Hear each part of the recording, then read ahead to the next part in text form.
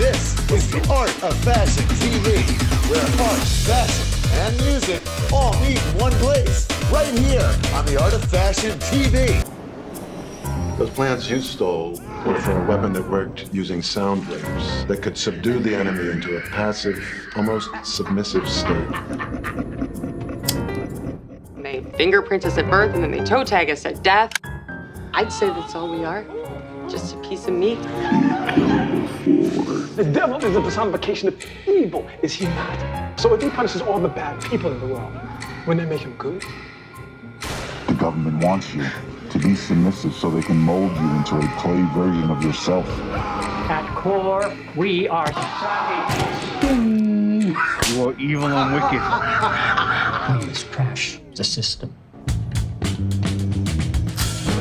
You can't bullshit a bullshitter. Who the fuck sent you? No.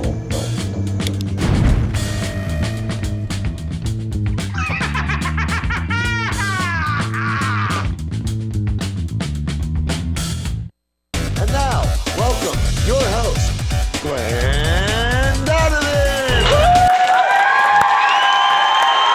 All right, welcome. This is the Art of Fashion TV. My name's Glenn, and you were just watching a scene from a great hot new TV show that's just coming out. It's called Crash the System. You could watch it on Tubi. It's also on Amazon Prime and also on Roku. It's called Crash the System. And we got a great show lined up for you today because I have not one, not two, but three of the cast members from Crash the System visiting us today. So I'm going to bring our first guest out now. Please welcome Corey Duvall. Hey, What's up, Corey? How's it going? You're good, man. Coming out today? Thank you. All right, so I saw a little bit of the new show that came out, Crash the System. It's great. You're like one of the main characters or the main character. All right, tell us a little bit about your character. Well, it's the thing about this character is you, as it goes along, more and more is revealed about the character, and you're not sure, you want to like him, but you're not sure if you can. And then it gets, there's even more, and there's even more, and you're like, so there's messed up people in this thing. Just like New York City. This show reeks New York City. Sure. So that's what we're getting a lot of response from people who just got, God, you really got the real New York kind of feeling to it. And like grit. I've had that type of situation. I've walked into a bodega and that kind of thing was going on. Yeah. So I just go to the next one, like so you're capturing that essence of the city. Just stuff that happens and just the oddity and just stuff that only happens in New York. And my guy's a character that is, you could say he's kind of a scammy guy, kind of a con artist, but he doesn't come off that way. Not sure if you can trust him or not. He's kind of got maybe some hidden agendas going on. Yeah, you do trust him, but then you're just not sure. Right. And then it's just like, oh God, it's worse, and then it's worse. But it seems like he has a lot of layers to his character. It seems like the show itself has a lot of layers to it too. So it seems Everybody like in that. Lots of different things going on. And I guess the first couple episodes you're setting all that up and everything, and then the real stuff starts happening. Intrigue. A couple in there. Yeah. This guy's heavier than people think he is, or would ever think he is. Yes. And into things. And all the characters, everybody just does a stellar job in being really natural. That's what we're getting the most praise from. Is they really like the style from the actors. And the show kind of has a little bit of almost like a spy element, like espionage and some stuff going on with that too. That's excellent. Out of nowhere. Yeah. It's kind of like a normal day to day, and then all of a sudden, all this stuff is happening. And well, that's the thing. That could be your neighbor here. The person that's upstairs could be. You're like, wait, they were into that? Like they were doing what? They had a tiger in their apartment or whatever. This is New York, right? Right. So, nothing can surprise everybody. Nothing. Yeah, definitely. We do have a scene coming up, right? So I think this was a little bit of your introduction into, let's say, the shadow government or whatever we want to call it. This is when things get heavy. We'll set up our scene you think of the character one way, and then you start to realize, wait a minute, who is this guy, really? That's this scene. Okay. And he's into there's some serious people. Awesome. Excellent. So we're going to take a look at the scene that Corey was just talking about. Again, it's called Crash the System. It's on Tubi, Amazon Prime, Hulu, not Hulu, but Roku. They all kind of mix together. But hey, let's take a look at this. All of them. All right, excellent. All right, let's take a look at our scene now. All right, we'll see you in a minute. Mr. Lonigan, welcome. My name is Pete Demas. We've been expecting you. Can anybody tell me what I'm doing here? Who the fuck are you people? What is this? 3 years ago, you worked as a driver for a private car service after getting released from prison for fraud. Is that correct? Yeah? So? One day you had a passenger who was going to a weapons convention. He was an inventor named Sergio Branco. You struck up a conversation with him about what he did for a living. Does this ring a bell? You're expecting me to remember a client I had 3 years ago? Okay, yeah, vaguely. Yeah. Again, what is this about? On his return to your car after the weapons convention, he became worried about something. What was it?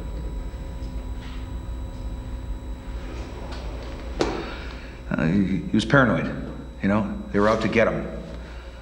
And, I don't know, he was having chest pains or something, and he started begging me to go to a hospital.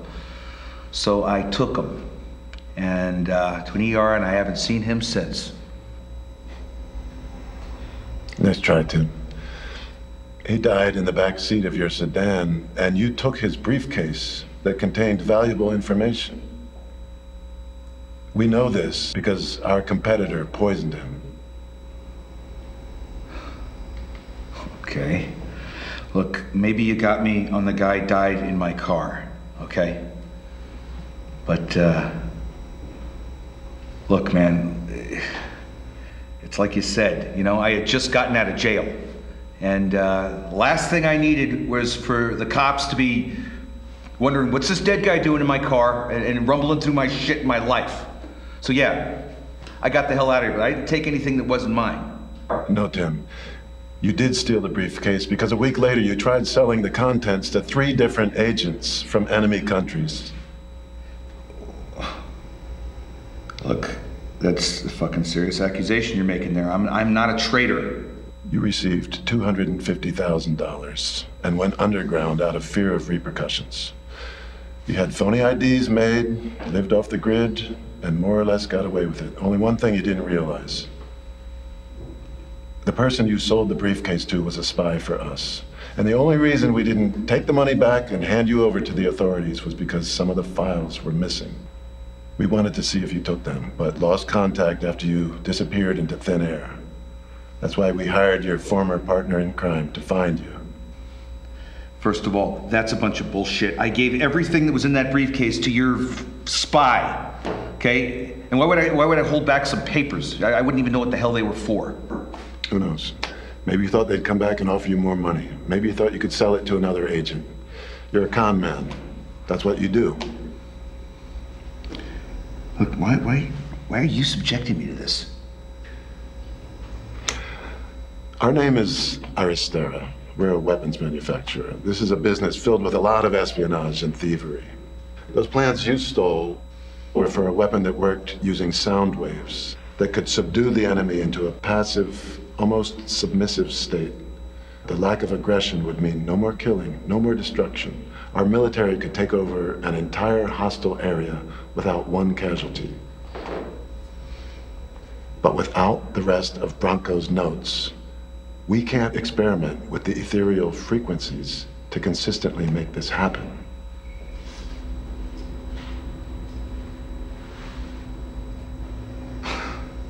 This is a joke, right? This is like a prank or something, like a prank show? You got like a hidden camera? You dig up Randy Roachtrap, so he... Right? Tim, you're a very bright man. I want you to look around and ask yourself if this looks like some kind of joke to you.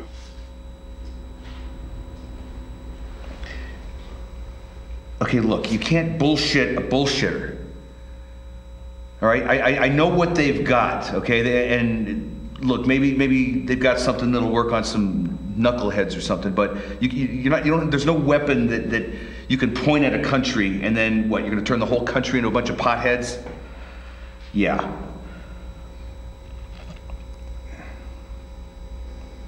I can see your little game now. I get it, okay? you want to pin Bronco's murder on me, and make me into a patsy so that I can work for you. Huh? That pretty much sum it up?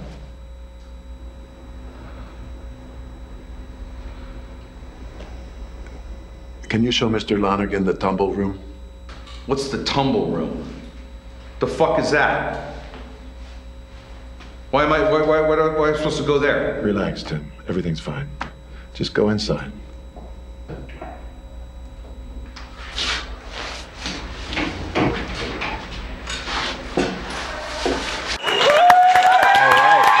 Pretty cool. So, that seems like the plot's moving right along. You were over there in the tumble room. I mean, having a hard time over there. Like, what was going on there? Well, that's right when the movie gets serious. That's when everybody says that's when it gets serious. Yeah. And I guess we're gonna have to watch to see like what else happens with that. So, what else you got going on? Season 2. Season 2, everybody, we're already shooting now. Okay, so it's in production right now. Spring, it looks like we're going to be doing the major shooting, but all the small stuff's getting done right now. Excellent. And Terrifier 2 came out, became a big hit. Happy about that. Yes, Terrifier 2, that is a smash. So Corey's also in that one too. And if you haven't heard of it, it's a good one to check out. So, Corey, thanks for coming. We're going to bring out our next guest here, and we're going to talk soon. All right, thanks. We'll be right back. All right. We're back. The Art of Fashion TV. And today I have a lot of guests from Crash the System. I'm going to bring out our second guest right now. He plays Janos Topos. His name is Stuart Rudin. Welcome, Stuart. Come on over. All right, man. Thanks for coming. All right. Excellent. So Stuart, you got involved with the TV show since its inception, right? Tell me a little bit how you got involved with the show. I met my friend Danny Vitale in front of my building, and along comes his friend Kamal Ahmed. Right. And I talked to Kamal a little bit, and I talked to Danny, and Danny said he was doing a show later and so forth. But I didn't really know Kamal, but the next time I talked to him, it was about the show and what he was doing. I remembered his name. Kamal. Right. He said, hey, that's first time anybody remembered my name. So he put me right in, right? Nice. You were in on that. And that was in Arizona. But this one we're talking about now, I'm Yano Topos in it. Yes. And he is a guy, you'll never know who he is. When I got the part, Kamal said, I think you should do it, Stu, because he just talks quiet and he's crazy. So, I'm not quite sure, nobody's quite sure who he is. Right, okay. All right, and we're going to see a scene from that now. Yeah. So what's the scene about that we're going to see right now? Well, you're going to see it with me and Joey Danielle. Okay. What a terrific guy. But he comes along, Greg Partisan Nevelos, my right-hand man, opens the door for him. He comes into the car, and we sit there, head to head, and I thought I would shake to death because he is so on me, Yeah. And I thought, okay, this is a scene in the car, and we're that close. It's like we're either married or we will be by the end. So I talked to him about what he's doing for me. Right. In the whole grand scheme of the thing. I'm glad to meet you because he doesn't know he's doing this for me. Right. Let's take a look at that. All right, excellent. Yeah. All right, let's take a look and see what we got going on here. Crash the System. Take that. Hello, Gemini. I'm Trevor. Mr. Topos is waiting your arrival.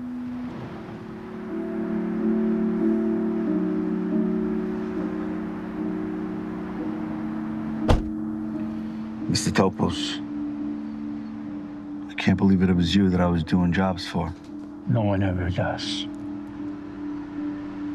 That was a brilliant plan you came up with. Thank you, Mr. Topos. Our goal is to spread awareness of the struggles of minorities, migrants, women, gays, and the poor. Your assassinations are an important part of this goal. I'd like you to stay on board You really want to know why I killed them? Because they got more hateful than the things they hated. And I couldn't deal with that. So I played God. But I'm not God.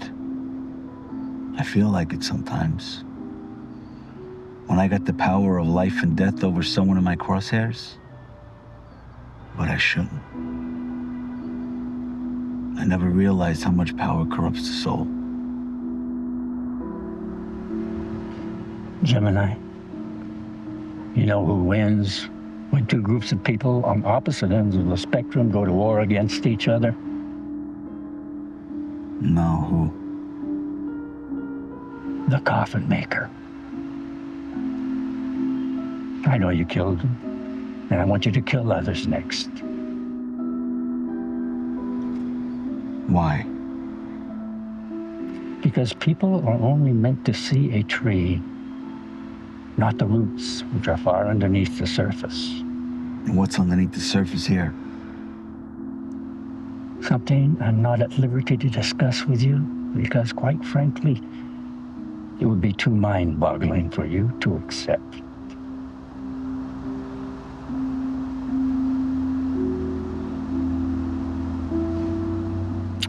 Trevor will show you how.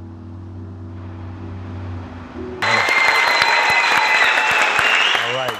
I got to tell you, Stuart, that was like some amazing acting. The seriousness of it, the riveting, and just the intensity that you felt in that car was just like mind blowing. You know, it was really, really good. So I got to just say, great job on that. Awesome, awesome. All right, we're going to continue on with our next guest from Crash the System. All right, please give a warm welcome to Kathleen Wills. Thank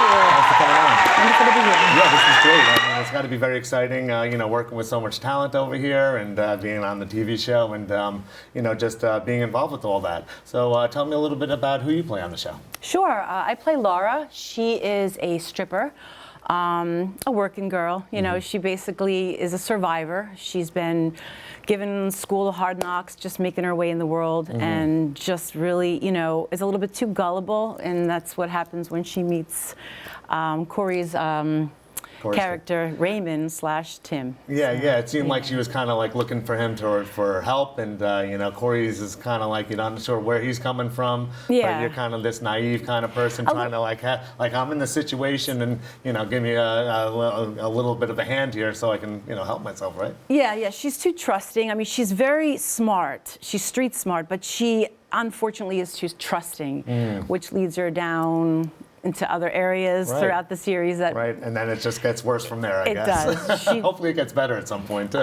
Yes, well, I won't say, but definitely it will get better. We're going to have to watch to find that out. That's right. Okay, we do have a scene with you and Corey in it. Tell me a little bit about what's going on in the scene. Sure, so the scene opens with myself and my friend Nancy, who's not here tonight. She plays Vanessa. Okay. And we are sitting with Corey's character, Raymond, and we're discussing a situation with him that we need his help. And it sort of gets into an area where there is an alleged something going on, which we're not going to say happened or not, but it's insinuated that it did. And it's, there's a little bit of legal issues involved if there's any, when anyone gets caught doing these things that we allegedly got involved with. Sure. So we ask Corey's character for some help. Okay. Yeah. Excellent. So why don't we take a look at that? We're going to take a look at the scene that Kathleen was just talking about. Let's take a look right now. Crash the System.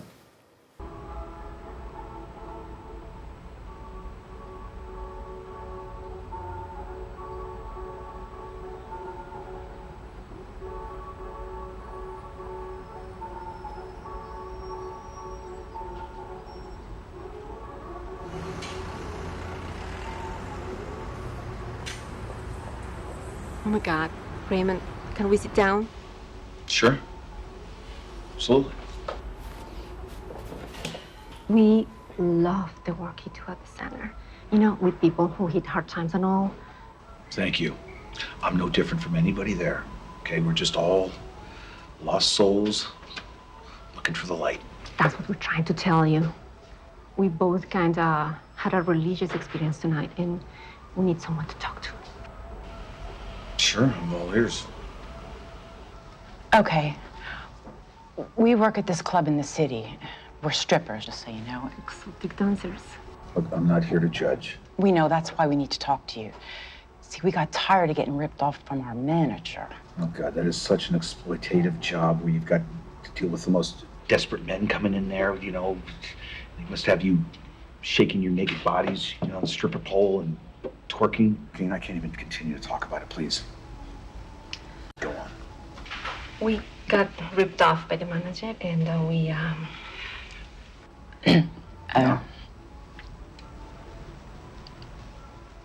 killed him. You what? Well, Laura hit him over the head with an ashtray, and I took all the money. He's dead. Well, I mean, he was making sounds, so I think probably he's still alive. He looked dead to me. But anyway, what do we do? Hold on. You took his money. You hit him on the head and you took his money. How much was it? Like, 4,000. Are you sure he was still making sounds and he was still moving? Yeah, but what do we hit him? Raymond, what do we do? What do we do? I mean, what you did was irresponsible. Raymond, what do we do? What do we... I mean, you're facing a whole bunch of criminal charges. You're talking about felony assault, robbery, attempted murder. Okay, you're going to jail. You guys are going to jail. I don't want to go to jail. No. I don't want to go to jail. Well, look, as luck would have it, I know a captain, okay, the local precinct right up here. He's one of our parishioners, all right? It's a long story. I could tell him your side of the story and tell him how sorry you are, you know, about what happened to the manager. You should probably give me the money so that I can give it to the police first. You got to get ahead of these things and be first. Okay. Raymond, just take it.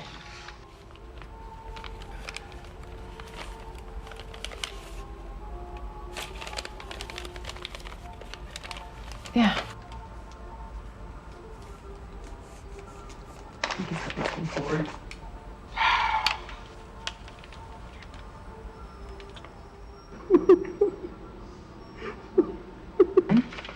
Are you okay? I'm sorry. I'm fine. Listen, look. A long time ago, I had this best friend when I was a kid. Her name was Sandy. Okay, she was my best friend. She, she became a prostitute too. Whoa, we're not prostitutes. No, I know, but my friend Sandy, who was my best friend in the world,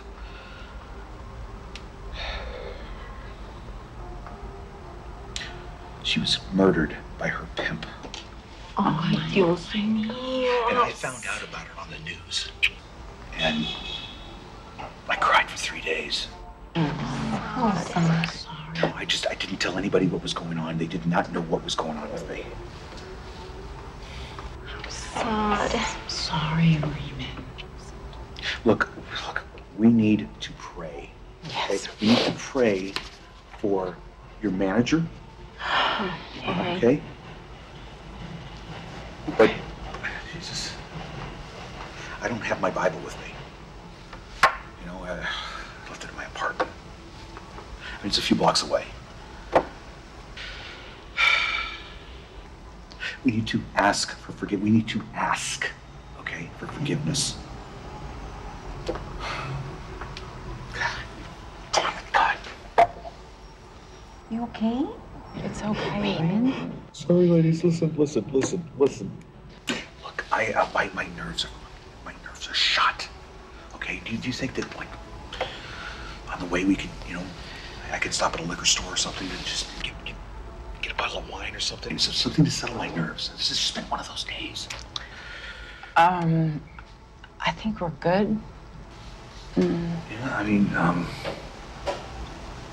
don't know. If you guys are, you know, in recovery, I totally understand. I'll abstain. Oh, no. I'll do it. Maybe one. We could do one. Yeah. Maybe we can all use a drink, huh?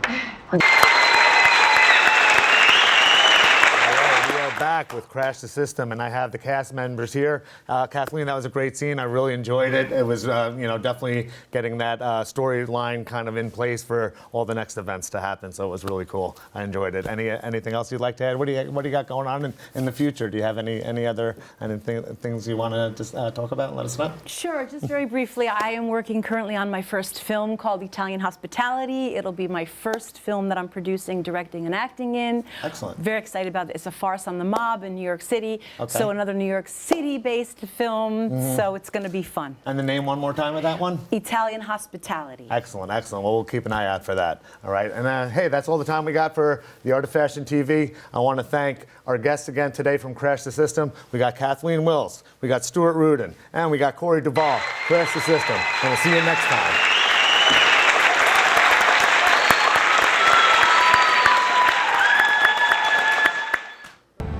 Greetings to all you sheeple that live in the Meadowbrook of life.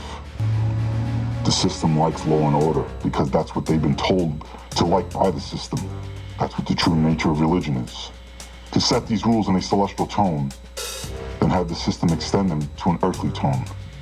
But has anyone ever asked themselves, what would happen if the system was crashed? If we just said, we don't need you. Most would think anarchy would take over and people would lose their life, property, and freedom.